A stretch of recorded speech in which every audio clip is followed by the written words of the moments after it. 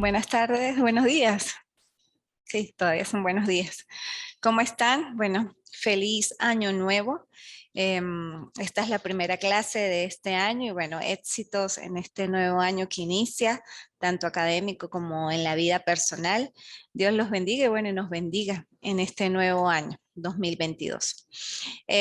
Hoy retomamos pues bueno, un poco de la clase anterior que fue pues en diciembre y en la clase anterior pues veíamos lo que era la relación de la sociología con las teorías de la delincuencia y vimos algunas de las teorías de la delincuencia, entre ellos pues la del patrón del delito, la del etiquetamiento, la de las ventanas rotas. Y pues nos llamaba la atención mucho en esas teorías, la de las ventanas rotas, de cómo la sociedad influía hasta cierto punto en la comisión de hechos delictivos y que bajo una estigma o un patrón o una conducta determinada en cierto momento, pues generaba la comisión de hechos delictivos.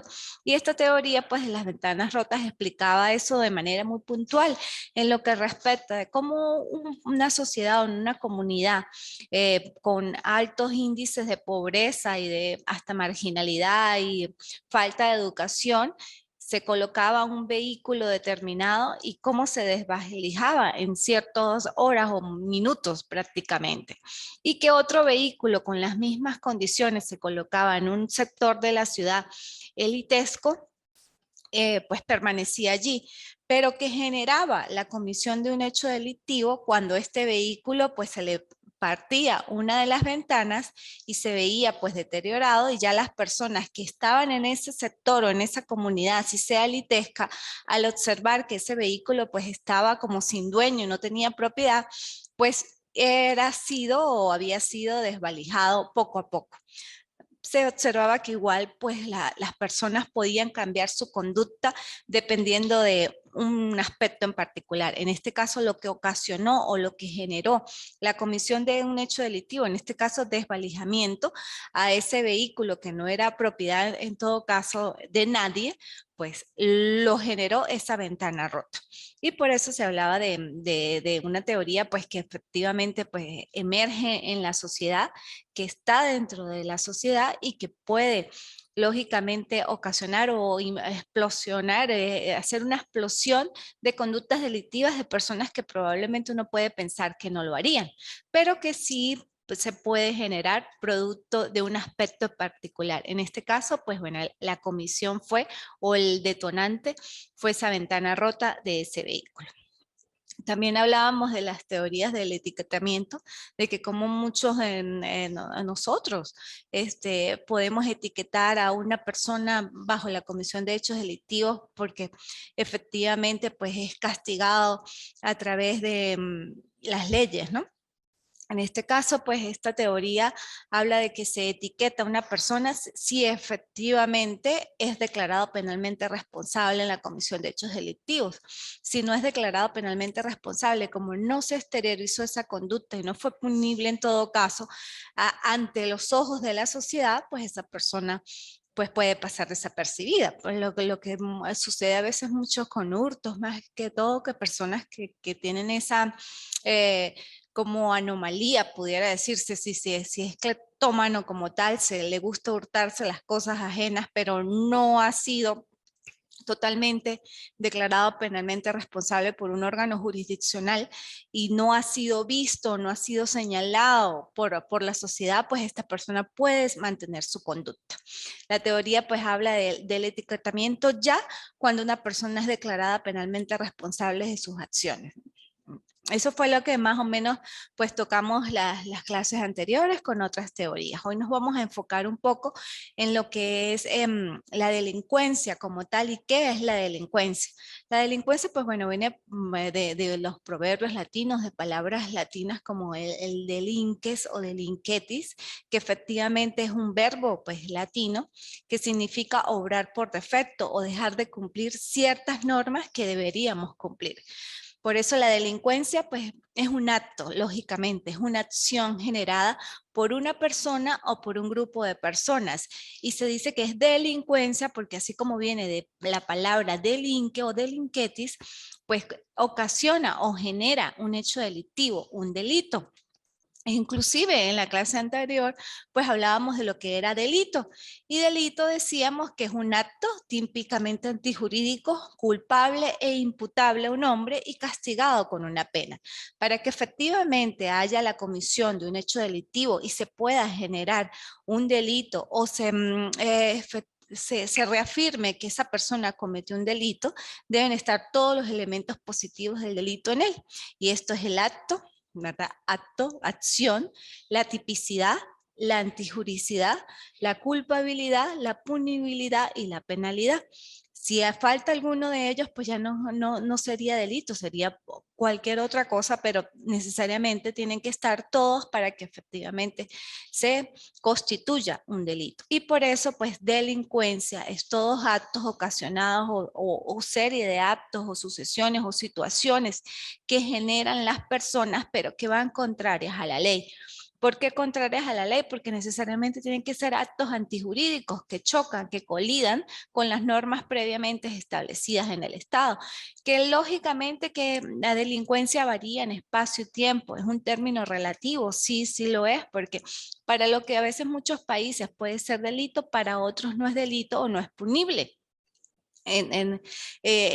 Por decir, en los términos de ablación o de mutilación genital, muchas veces este tipo que se está constituyendo como un delito universal, como violación de derechos humanos, pues en algunos sectores o por razones de cultura es como una práctica normal, pero sí constituye la violación de derechos humanos. Sin embargo, por decir, aquí en Venezuela, si lo trasladamos a Venezuela, una mutilación genital, ¿no?, de una mujer como tal, aquí constituye delito. No bajo esa figura tanto de ablación por razones de cultura, pero sí por deformación, inclusive hasta por homicidio en grado de frustración o por lesiones gravísimas.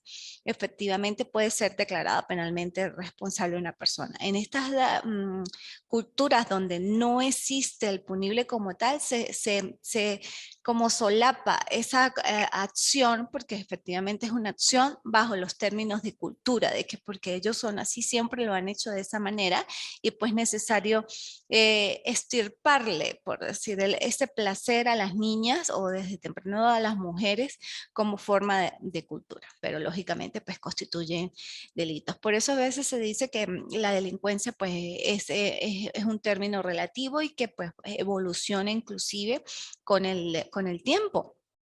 Y es necesario pues que cada estado, cada país pues regule las conductas y por eso hablamos ya de la tipicidad. Todo lo que está efectivamente típico, que está previsto en una norma, en una ley penal, en este caso pues penal, pues constituye delito. Por eso es la tipicidad como segundo elemento del delito y la antijuricidad como tercer elemento del delito, que necesariamente esa acción generada por una persona o por más personas tiene que ir contraria a la ley. A ir contraria a la ley, a lo que no es recto, a lo que es correcto, pues constituye un acto antijurídico.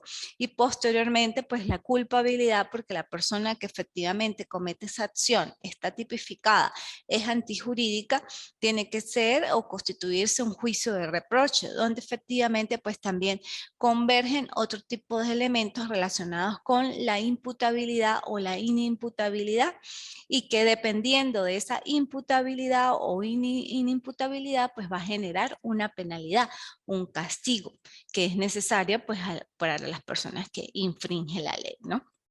Eso es lo que pues constituye en sí la delincuencia. Que dentro de la delincuencia está pues la llamada delincuencia juvenil, sí, lógicamente, y que yo a mi humilde criterio constituye pues el origen de la delincuencia de adultos.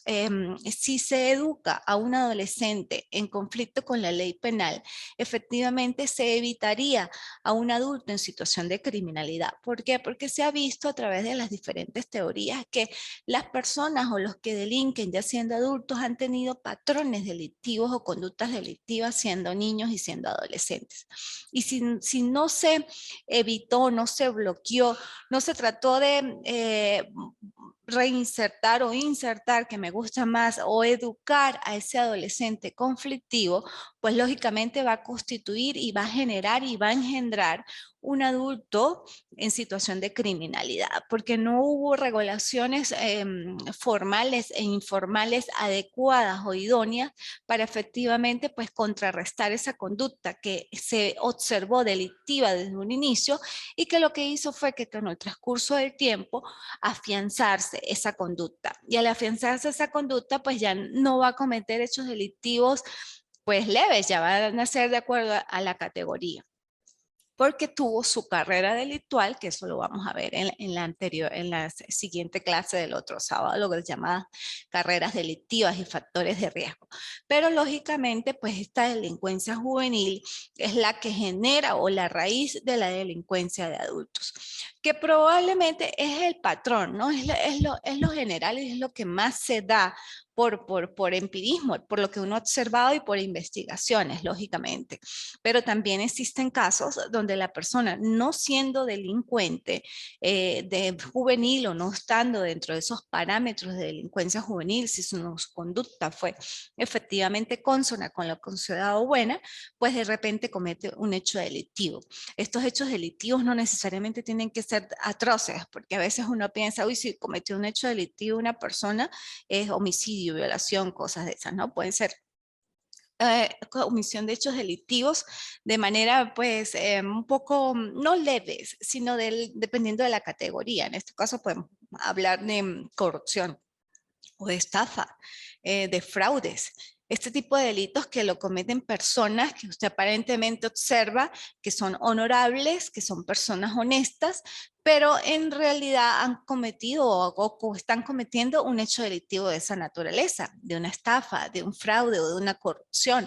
¿Por qué? Porque pues son delitos como muy subjetivos, son delitos que también pues vulnera y manipula el contorno, el contexto y lo que en un posible se puede ver como bueno en el trasfondo, hay un artificio. Por eso esos delitos de estafa, de fraude, el verbo rector son los artificios, engaños que hace una persona para obtener un propósito, pero lógicamente que estos artificios, como son de engaños, como son de manipulación de contextos externos, pues muchas veces no se percibe de manera directa, sino se percibe o se verifica, es cuando ya el delito está efectivamente consolidado. Y vemos cómo hay muchas personas estafadas o que perdón, han sufrido de fraudes y ellos indican, las víctimas, que bueno, no se veía que esa persona fuera así, que todo estaba marchando correctamente, que creyeron en la buena fe de esa persona, en su honorabilidad, pero posteriormente observaron que eso no era de esa manera y caen, son víctimas de este tipo de delitos, ¿ok? Bueno, eso en cuanto a la delincuencia general, delincuencia juvenil, de los delitos y sus elementos. Y en esas delincuencias, pues vamos a hablar de tres teorías o tipologías de la delincuencia específica el día de hoy. Está la delincuencia socializada, la delincuencia no socializada y la delincuencia neurótica. ¿Qué significa o qué reúne o cuáles son los parámetros para verificar que se exista una delincuencia socializada? Este tipo de delincuencia, bueno, subyace o sus patrones o sus bases vienen de las teorías de la delincuencia, de lo que es patrón del delito, de sus culturas y demás.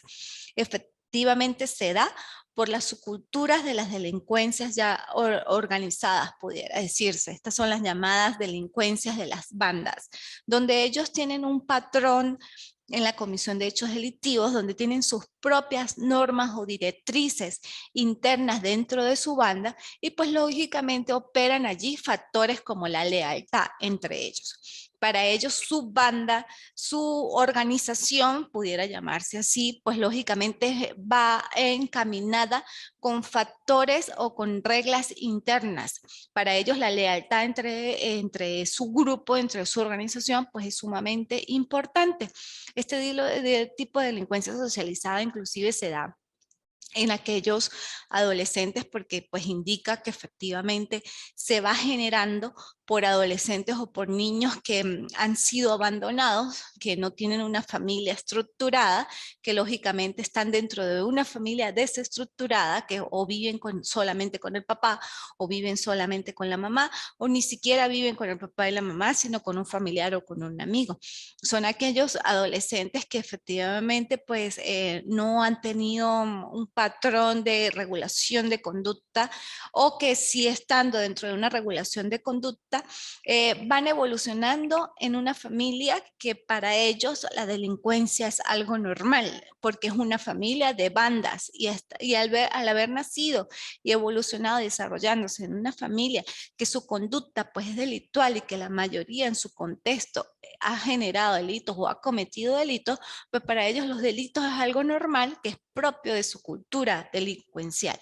Por eso es una delincuencia socializada, porque si bien es cierto se genera por ese tipo de patrones, porque o viene de una familia que ha cometido hechos delictivos, todo su legado ha sido de esa manera, o porque viene de familias desestructuradas y ellos se acogen o buscan la forma de compenetrarse con personas que pues son mala conducta, porque no tienen un patrón específico y pues buscan la forma de sentirse acompañados, y este tipo de delincuencia pues atrae y absorbe a esas personas vulnerables o a esos niños y adolescentes que pueden estar en situación de calle, no en la calle, y a estar en situación de calle pues lógicamente son vulnerables y propensos a que los tomen este tipo de personas o de bandas.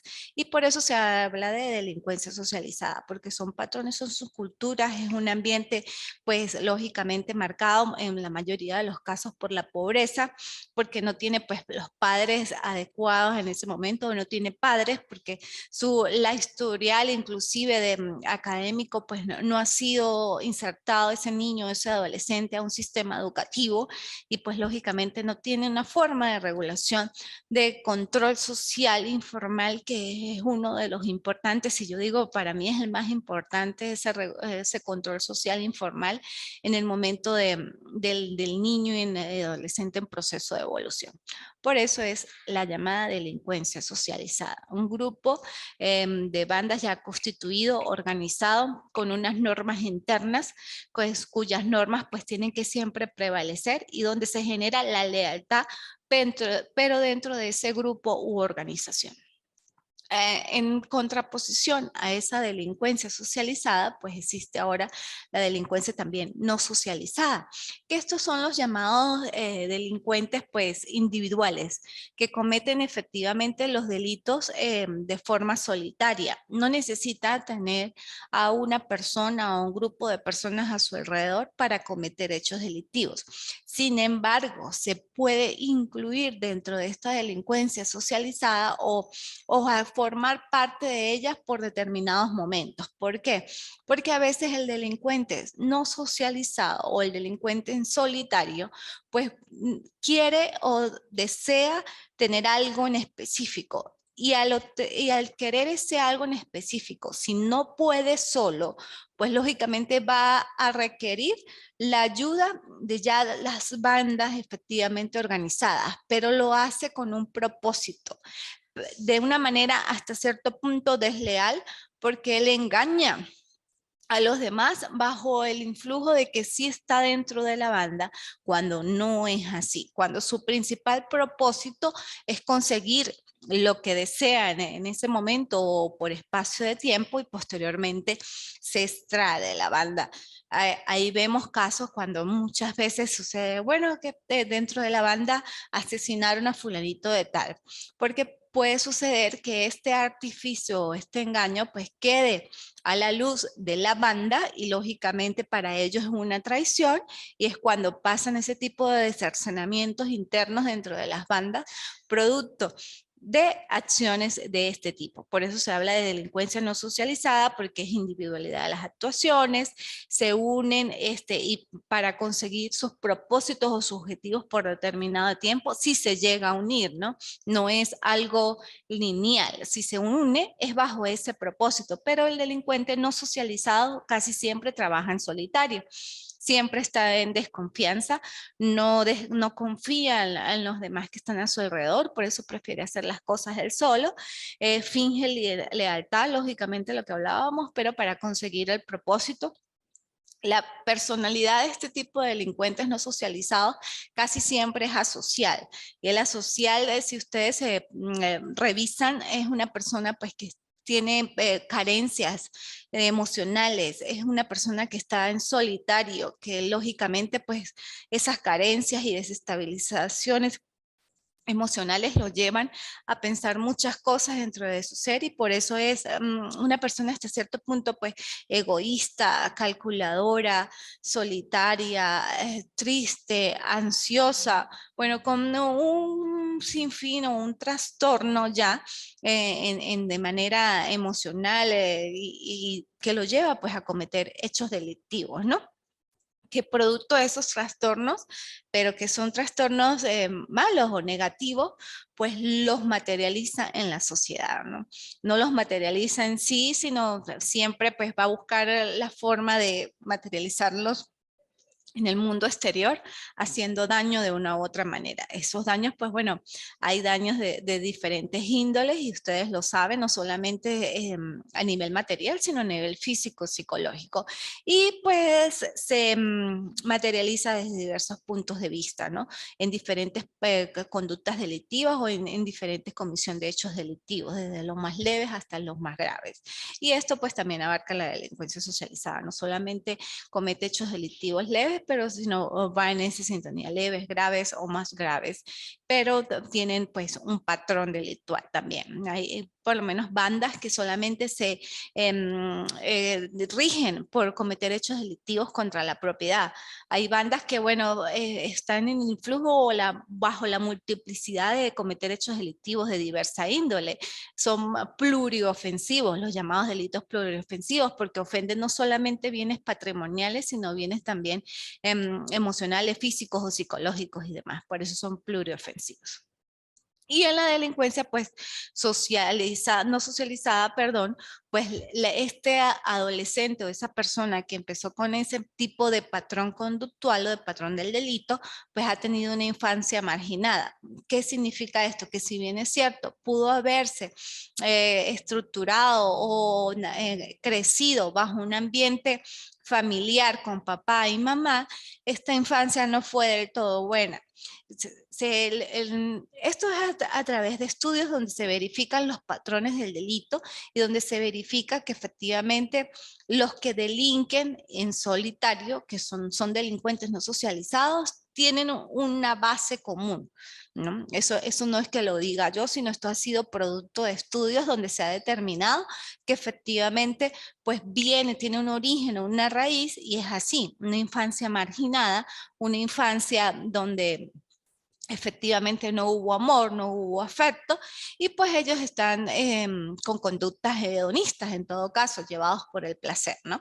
Y yo reafirmo pues lo que dicen estos autores y demás, porque bueno, yo fui mucho tiempo juez de responsabilidad penal de adolescentes y efectivamente observé en los informes que llegaban a mis manos en el momento de poder revisar alguna sanción, el estudio que le hacen al adolescente desde el momento que ingresa a las entidades de reclusión por los especialistas, psicólogos, psiquiatras, sexólogos, trabajadores sociales, y se verifica pues un antes, un durante y un después, esto a nivel criminalístico inclusive.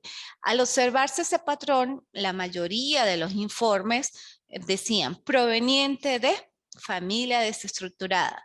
sin papá o sin mamá o sin algún familiar que lo reconociera y que estuviera atento a él, si no se verificaba, era que efectivamente estos adolescentes crecían bajo un régimen de familias totalmente desestructuradas, sin afecto, y pues lógicamente podían ingresar o estar bajo los parámetros de la delincuencia socializada y bajo los parámetros de delincuencia no socializada, porque siempre se ha observado que las emociones son muy importantes en el ser humano. Si el ser humano carece de afecto, carece de amor, carece de empatía, va emergiendo en él situaciones de angustia, de depresión, de ansiedad, que muchas veces se materializan o se exteriorizan en la sociedad, porque están pues retraídos, ansiosos y demás, y explotan sobre la sociedad cometiendo hechos delictivos, desde los más leves hasta los más atroces. Otras veces, en ese tipo de conductas ansiosas, depresivas, de faltas de amor, pues ¿qué hacen? Arremeten contra su propia vida y es cuando hay suicidios. Eso también pues está debidamente estudiado. La persona que se suicida ha tenido pues o tiene sí, algún tipo de carencia, angustia, no tiene control de sus emociones. Al no controlar sus emociones y llevarse por estar en procesos de desesperación inclusive, porque bueno, hay factores que considera que no puede controlar y que se le escaparon de sus manos, considera que lo más viable para salir del paso es pues cercenándose la vida él mismo y pues ya no estando en la faz de la tierra. Es triste, es muy triste que llegara a ese tipo de conductas a veces yo me pongo a pensar, o sea, ¿qué es lo peor? O sea, que una persona efectivamente se suicide, que pierda su vida o también es peor y sigue siendo así, que exteriorice su conducta negativa y emocional en los otros seres vivos. Por eso, o sea, siempre este tipo de estudios y yo pues aplaudo, ¿no?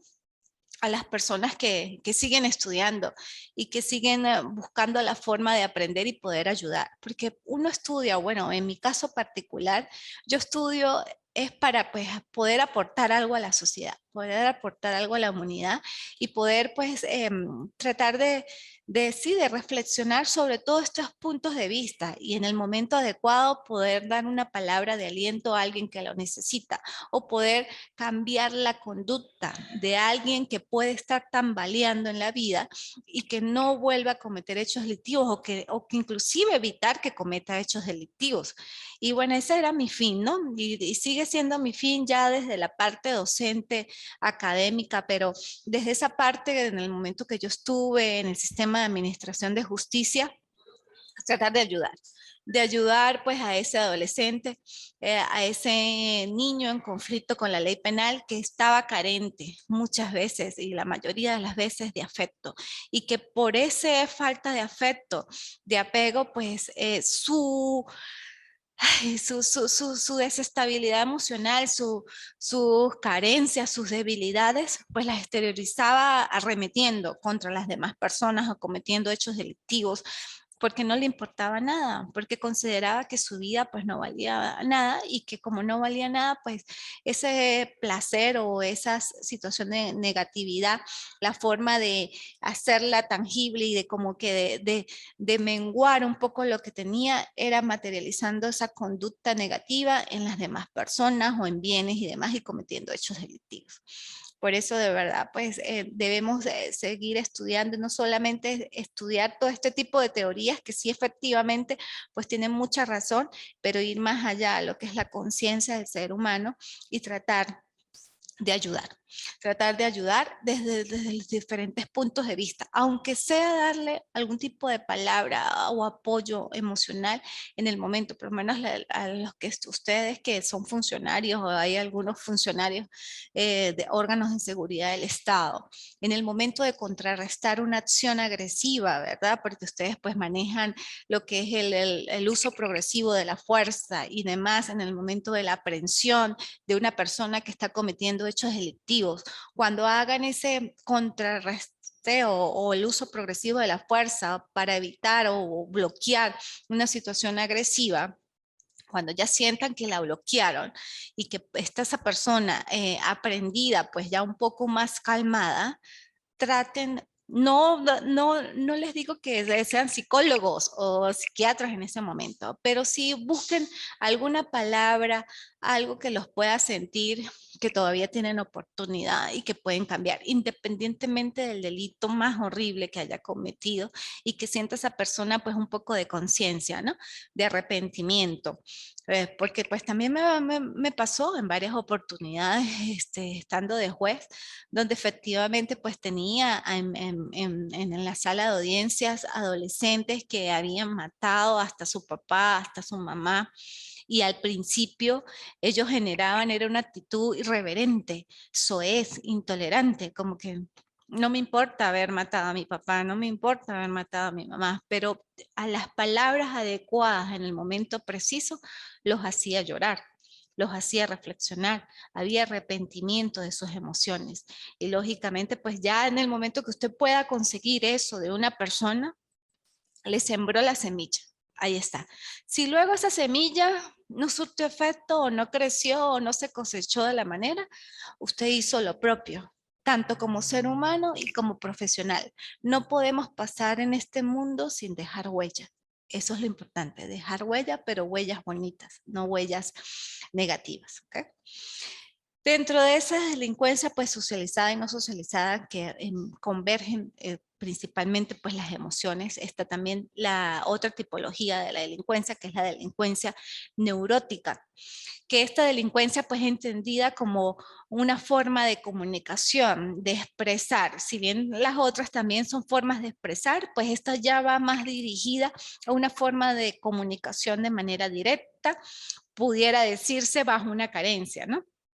Manifiesta cuál es la forma de comunicación que se refleja, que efectivamente, y aquí es más afianza esta teoría, lo que yo decía, la necesidad psicológica y específica que no ha sido satisfecha y que como no ha sido satisfecha por preocupaciones o porque le convergen a su alrededor muchas cosas a esta persona que puede cometer hechos delictivos de manera neurótica, pues lo reflejó en determinado momento.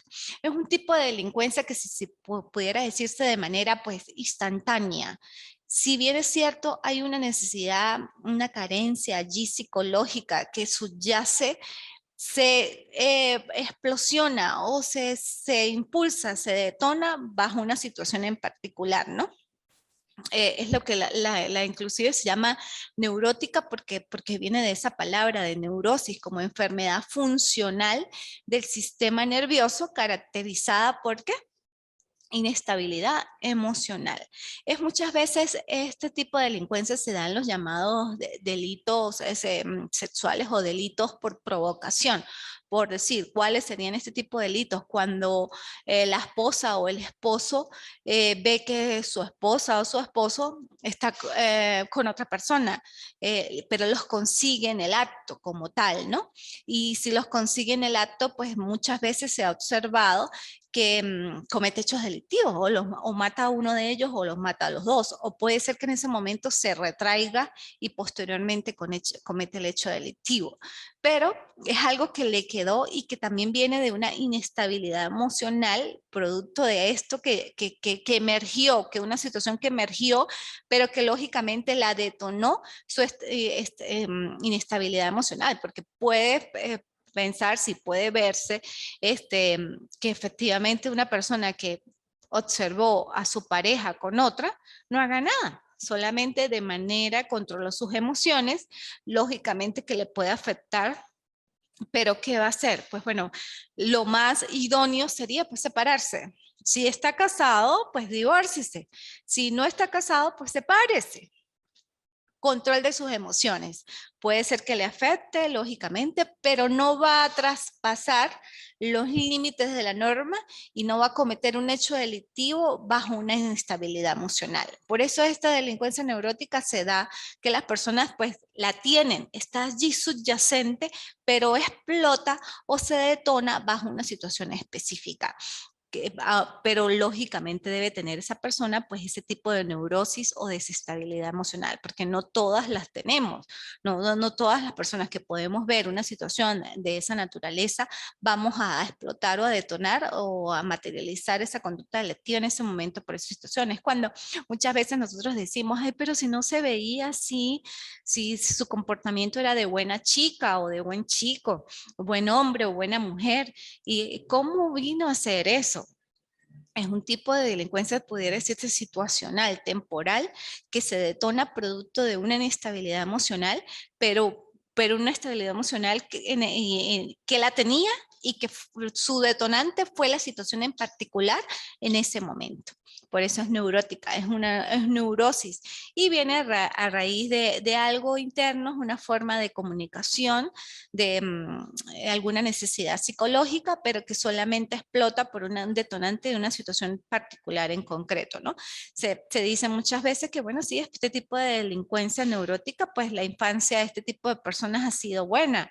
No ha tenido conductas ni asociales, ni disociales, ni trastornos de conducta, y por eso muchas veces pues como que uno no entiende por qué una persona cometió ese tipo de hechos delictivos y se hizo bajo razones de intenso dolor o de arrebato, de provocaciones, pues llegar a esos extremos. Eso es bueno, eso es control emocional y todos pues deberíamos tratar de sostenerlo, ¿no?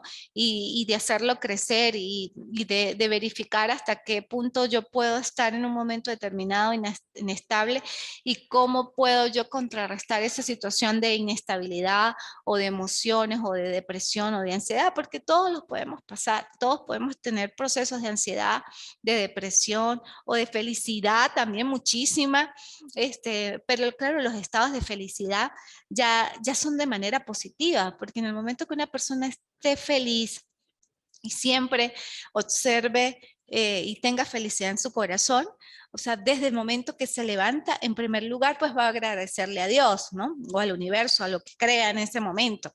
Va a sentir un gozo en su corazón porque le permitió abrir los ojos y porque está de pie, porque se puede mover, porque se puede sentar, porque puede levantarse de la cama.